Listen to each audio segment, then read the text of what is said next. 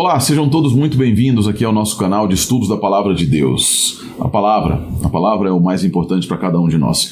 E em decorrência disso, eu estou aqui para falar com você sobre... É um vídeo muito rápido, muito curto aqui também, um vídeo especial relacionado a um post que eu fiz há alguns dias no Facebook, ali falando algo sobre o design inteligente.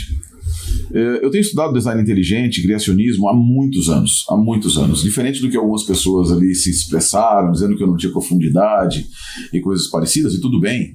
Eu só acho que a gente precisa aprender a nunca tentar argumentar na base da desqualificação do oponente, né? Até porque não era daí um debate, era um post de minha opinião, era minha opinião, então somente a minha opinião. Mas alguns disseram, não, pastor, o senhor não conhece o design inteligente, não sabe o que é design inteligente, não tem profundidade, nunca estudou. Lê do engano. Eu tenho estudado bastante o design inteligente, muito porque, afinal de contas, dentro das diatribes, nós sempre, diatribes fora do âmbito teológico, nós temos também que apresentar a nossa fé de que há um Criador.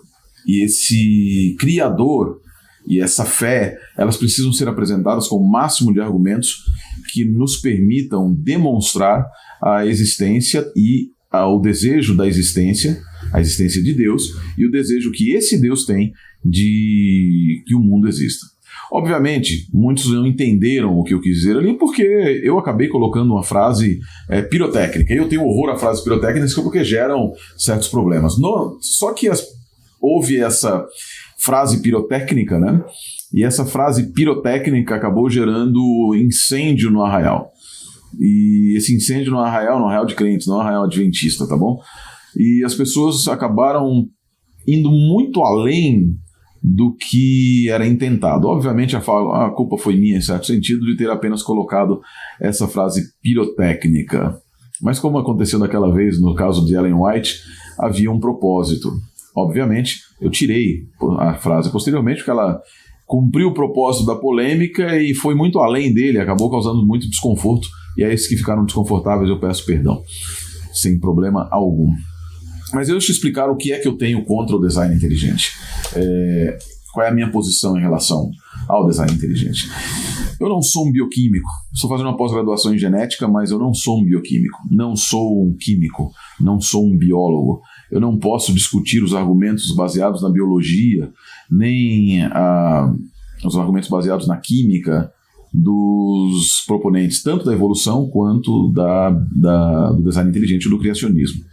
Eu entendo que estes argumentos baseados do design inteligente / criacionismo, e eu vou usar aqui design inteligente de uma forma que algumas pessoas podem não gostar. O design inteligente, ele é uma teoria científica, ou como alguns têm dito, e eu não me importo com isso também, o establishment diz que o design inteligente é uma teoria pseudocientífica. O problema do establishment: ela utiliza métodos científicos, e somente pelo fato dela entender que há um design por trás da maneira como existe o universo, ou seja, um refinamento do argumento teleológico, né? Não significa que ela seja pseudociência. O problema é que pseudociência, ou a ciência, establishment, hoje, ela entende que qualquer coisa que não seja ateísta, ela é falsa ciência. E aí estabelecem princípios pelos quais eles norteiam as publicações científicas para impedir que qualquer ou quaisquer comprovações da existência de propósito na criação, né, na existência de design, sejam banidos das revistas indexadas e posteriormente se possa argumentar que não há nenhum artigo indexado e por isso o criacionismo ou o design inteligente ou qualquer tipo de teoria que não vá contra, que não vá a favor do darwinismo, na verdade, da evolução, eles utilizam esse jogo de cena, esse mise-en-scène, como um argumento, que é um argumento de petição de princípio. Eu crio o argumento, eu crio o modelo pelo qual você deve argumentar. E eu exijo que você argumente dessa maneira. E se você não argumentar, eu digo que você não está argumentando corretamente. Ou seja, ciclicidade, petição de princípio, baseada em falsos pressupostos científicos. Por isso, mas mesmo assim, eu não me considero alguém que seja um especialista a ponto de discutir com qualquer evolucionista a respeito de evolução. Não. Eu consigo me virar muito bem, acredito que poderia discutir, como já tive várias discussões com biólogos a respeito de espécies em anel, ring species, taxonomia, cladismo e etc. Portanto, eu não sou ignorante como algumas pessoas ali tentaram fazer crer com relação à contenda entre criacionismo, evolucionismo, etc. Talvez poucos tenham estudado o que é a cosmologia da fadiga da luz, desvio para o vermelho no Doppler e etc. Tenho aprendido muito com a Sociedade Criacionista Brasileira e com outros também lá nos Estados Unidos, os meus estudos, muitos anos de estudo, apaixonado por elas. Ela não é o que eu queria, eu não estou aqui me justificando nem absolutamente nada, mas só para que você saiba que eu não sou um tolo, mas nem porque eu tenho pouco conhecimento e também não sou um tolo, porque eu não vou tentar imiscuir-me em um debate que tem proponentes fantásticos e homens de grande conhecimento, como Michael Behan, como Marcus Eberlin, como Adalto, professor Adalto, como Naor, professor Naor, e outros que do lado criacionista, e também outros do lado evolucionista, como Stephen Jay Gould, e muitos outros, né? Stephen Jay Gould, e o próprio Richard Dawkins, com toda a sua pirotecnia, para usar a mesma expressão de novo, ele possui um grande conhecimento, e alguns outros também, Steve Harris e outros proponentes da evolução. Qual é o meu problema? Não é na biologia, não é na apresentação dos argumentos biológicos, nem nos argumentos, na proposição de argumentos teleológicos e etc. Por parte do design inteligente. Eu concordo com a maior parte deles, mas o meu problema é que muitos dos argumentos apresentados acabam por ser contrários à ideia bíblica de criação. E aqui eu falo como um teólogo. Porque se é verdade que o Dr. B, Marcus Eberlin, Dr. Eberlin e outros são excelentes nas suas áreas de estudo, eu não posso me furtar à minha obrigação como um estudante, como um especialista em Bíblia, como um especialista, eu estou sendo até pedante, mas para usar a expressão que muitos colocaram ali. Eu não posso me furtar à minha obrigação de levantar a mão e dizer assim, há um problema aqui. Há um problema. Perfeitas as observações, mas a conclusão precisa ser balizada do meu ponto de vista cristão, e eu sei que o design inteligente evita esse ponto para que ele não seja taxado de um modelo, meramente um refinamento do modelo criacionista. Meramente um refinamento do modelo criacionista com roupagem científica, que é como acusam, que é o que o pessoal justamente acusa nas grandes discussões nos Estados Unidos e por várias partes do mundo. Eu entendo que o modelo se aparta da definição da personalidade do designer ou da identidade do designer, identificando-o com o Deus da Bíblia, permitindo assim que pessoas das mais diversas e variegadas conformações religiosas que não creem nem na Bíblia entendam e vejam ali o propósito e vejam argumentos pelos quais entregaram a proposta de criação, uma proposta que é contrária à mera evolução química, evolução ou químico-biológica. Entendo, concordo, mas eu vejo que em certos momentos as questões que são os argumentos que são apresentados são completamente antibíblicos. Muitos dos argumentos são antibíblicos. Por exemplo, obviamente um deles, que eu vou dizer agora, é uma questão muito mais de opinião, mas eu como um biblicista, adventista do sétimo dia, e que proponho e que creio na Terra jovem, não no universo jovem, e como alguém que estuda o texto original hebraico, eu não consigo aceitar que ali, como alguns proponentes do design inteligente, que o universo seja jovem.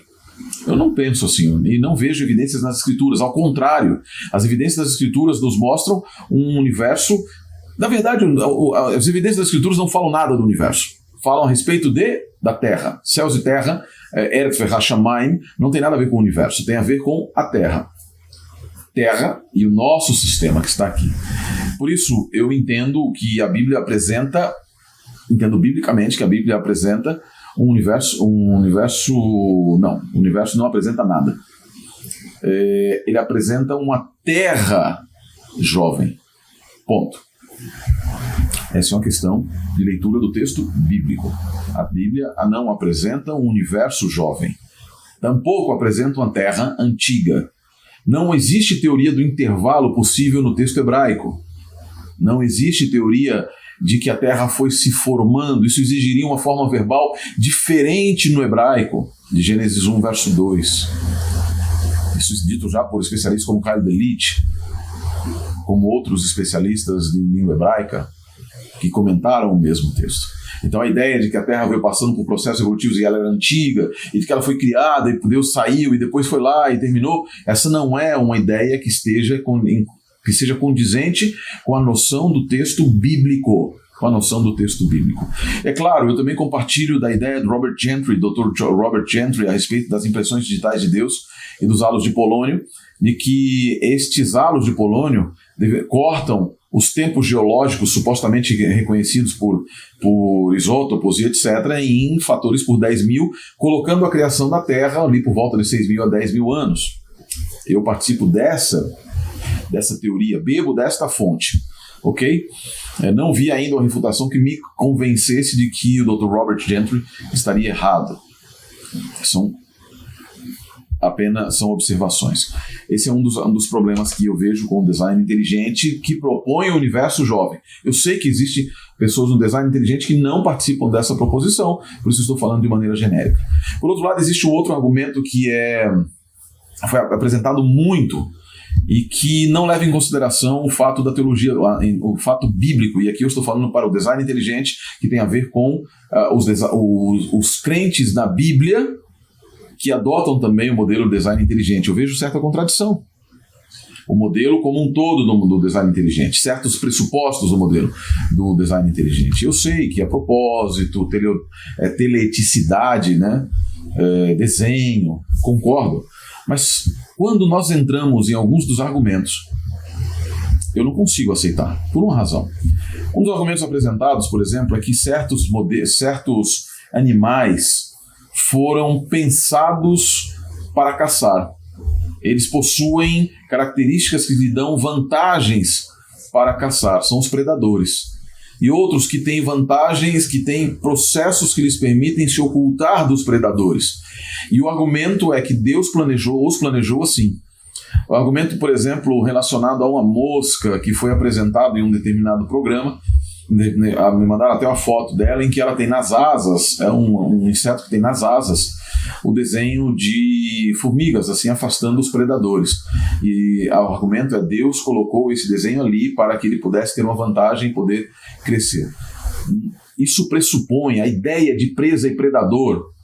A ideia de presa e predador como sendo originalmente pensado por Deus, e aqui vem aquilo que eu disse em outro momento, que faz sentido dentro de um pensamento calvinista, não é porque é teologicamente calvinista, é porque dentro do pensamento calvinista o pecado foi determinado. O pecado foi determinado. E ao ser o pecado determinado, pressupõe então condições, Deus pode haver criado as condições no reino animal para que estes animais sobrevivessem e houvesse a luta causada pelo pecado, descrita lá em Romanos também. Toda a criação geme com as dores. Ela sofre com o pecado.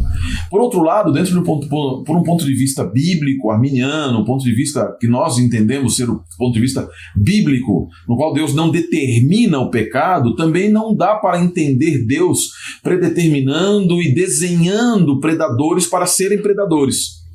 Não dá para entender Deus, não dá para visualizar Deus planejando mecanismos pelos quais certos animais poderiam caçar os outros, porque isso causaria morte. E a Bíblia nos diz em Romanos 6, verso 23, que o salário do pecado é a morte. A morte, então, não tem objetivo no mundo, na verdade. A morte ela tem uma origem, que é o pecado. E se há animais que foram planejados para causar morte, ou dela se beneficiar, e essa luta de presa e predador, ela não tem a ver, ela é contrária à própria teologia bíblica. Ela indica a existência do pecado, o planejamento do pecado, ela favorece o ponto de vista que não é bíblico, o ponto de vista determinista.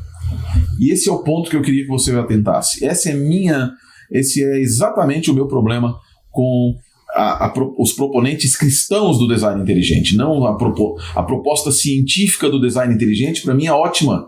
Ela nos dá a capacidade de compreender corretamente os mecanismos pelos quais o mundo passou e onde nós estamos. E alguém pode dizer, tá bem, pastor, mas e como é que a gente fica então? Porque existem essas características de presa e predador e etc. A minha visão como um criacionista bíblico é que muitas delas foram características mutadas, foram características transformadas por Deus após a queda.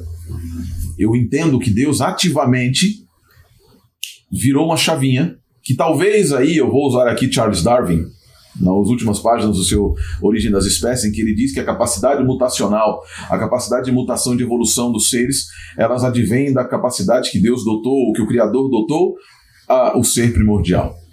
Parafraseando isso que ele teria dito, eu entendo que todos os seres foram criados com capacidades de microevolução, de adaptação. Vou usar a palavra adaptação. E o que nós observamos e que o design inteligente está observando é o resultado destas adaptações e não o propósito dessas adaptações. Como resultado das adaptações, Deus colocou adiante, já moldou todo ser para que ele tivesse a capacidade de se adaptar a múltiplas situações, inclusive a possibilidade do pecado. E quando houve o pecado, e principalmente após o dilúvio, para aqueles que nós, como adventistas, acreditamos que a permissão de comer carne, etc., ela vem apenas após o dilúvio, e isso podemos extrapolar inclusive para os animais. Deus ativamente transforma. E aqui nós vemos o design também de Deus posterior ao dilúvio, ativamente Deus transforma, vira a chave, e aí sim nós vemos a situação que nós encontramos agora, as situações que nós encontramos agora. Os predadores desenvolvendo mecanismos de caça eficaz e as presas desenvolvendo mecanismos de fuga eficazes. É assim que eu entendo. E esse é o meu problema, apenas esse, com o design. Percebam? Eu entendo que cada ponto que nós encontramos no design demonstram, sim, a existência dele, a existência de um propósito, a mão de um Criador. Mas eu não consigo ver a mão de um Criador que determinou a morte, porque a morte não faz parte do plano de Deus. A morte é um hiato no plano de Deus e a morte é uma inimiga, tanto para nós seres humanos, como para os animais e para toda a criação. Entendem qual é o meu problema? Qual é o meu único problema? Meu problema é de concordância entre as propostas do design inteligente, de presa e predador, este ponto específico, presa e predador, com algumas pessoas relacionadas ao universo. Claro, existem outros aspectos também, mas eu concordo plenamente com a questão da complexidade irredutível. É impossível hoje, podem espernear o quanto quiserem os evolucionistas, mas a complexidade é irredutível. É um argumento fantástico que demonstra propósito. É um refinamento do argumento teleológico. Há propósito, mas o propósito não inclui a morte. Não havia no plano de Deus presa e predador. Não havia no plano original de Deus morte causada pela necessidade de se alimentar e se alimentar de outro ser. Nem para nós, seres humanos. É isso que a Bíblia nos diz. E se você ler no capítulo de Gênesis 1, ali na criação de Gênesis 1, você vai encontrar Deus dizendo o que era que deveria servir de alimento tanto para seres humanos quanto para animais. E não incluía presas. Por isso, não haveria necessidade de serem planejadas características de fuga e de dissimulação nas presas. Eu entendo sim que posteriormente Deus ativa mecanismos de adaptação e coisas semelhantes quando estes mecanismos se tornaram necessários em decorrência do pecado. Espero que tenha ficado claro, e se não ficou claro, por favor, entre em contato comigo pelo e-mail canalpastorsergiomonteiro@gmail.com. Que o Eterno abençoe vocês e que o grande designer mostre-se cada vez mais sábio e inteligente. Que Deus abençoe a todos. Um grande abraço.